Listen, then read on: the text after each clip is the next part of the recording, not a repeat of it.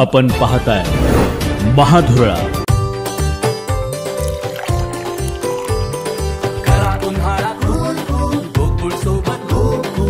गोकुळ सोबत गोकुल। नमस्कार, महाधुरळा YouTube channel मध्ये मी गुरु बाळमाळी आपल्या सर्वांचं मनापासून स्वागत करतोय।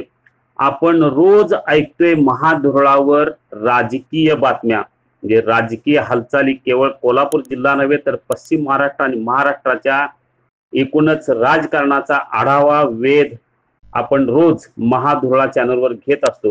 पण आज ऐकणार आहोत साहित्याविषयी बातमी, कारण अखिल भारतीय मराठी साहित्य संमेलनाविषयी सध्या उत्सुकता आहे।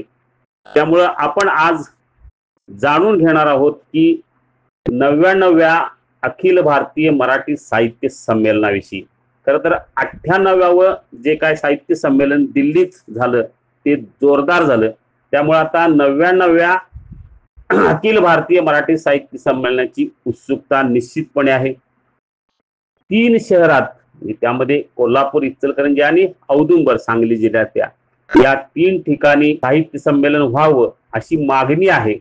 सध्या साहित्य महामंडळाचे जे काय पदाधिकारी आहेत, साहित्य परिषदेचे पदाधिकारी आहेत, ते या 3 ठिकाणी जाऊन भेटी देत आहेत, मुलाखती घेत आहेत। या सगळ्या पार्श्वभूमीवर आता साहित्य संमेलन यंदाच कुठं होणार हे जवळजवळ निश्चित झालेलं आहे। 99व्या अखिल भारतीय मराठी साहित्य संमेलनाचे जे ठिकाण आहे ते सातारा असेल हे आता निश्चित झालेलं आहे। कारण महाराष्ट्र साहित्य परिषद इचलकरंजी, सदानंद साहित्य मंडळ औदुंबर आणि दक्षिण महाराष्ट्र साहित्य सभा कोल्हापूर अशा 3 संस्थांनी मागणी केली, त्यांच्याशी चर्चा झाली, बैठका झाल्या, पण आता हे साहित्य संमेलन सातारा येथे होणार हे जवळजवळ निश्चित झालेलं आहे।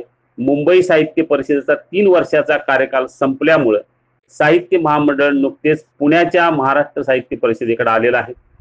साहित्य परिषदेच्या कार्यवाह सुनीता राजे आणि कोषाध्यक्ष विनोद कुलकर्णी हे दोघेही साताऱ्याचे, त्यामुळे आता हे संमेलन यंदा साताऱ्यात होणार हे जवळजवळ नक्की आहे। त्या दृष्टीने हालचाली सुरू आहेत। रविवारी म्हणजे 8 जून रोजी या संदर्भात अधिकृत घोषणा होणार आहे।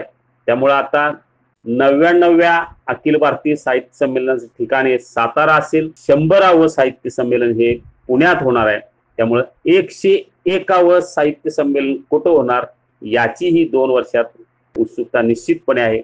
या सगळ्या पार्श्वभूमीवर आपण आता राजकीय बातम्याबरोबरच साहित्य संदर्भातल्या बातम्या महाधुरळावर आगामी काळात देत राहू। आपल्याला अशाच बातम्या हव्या असतील तर आत्ताच सबस्क्राईब करा महाधुरळा यूट्यूब चॅनल। धन्यवाद।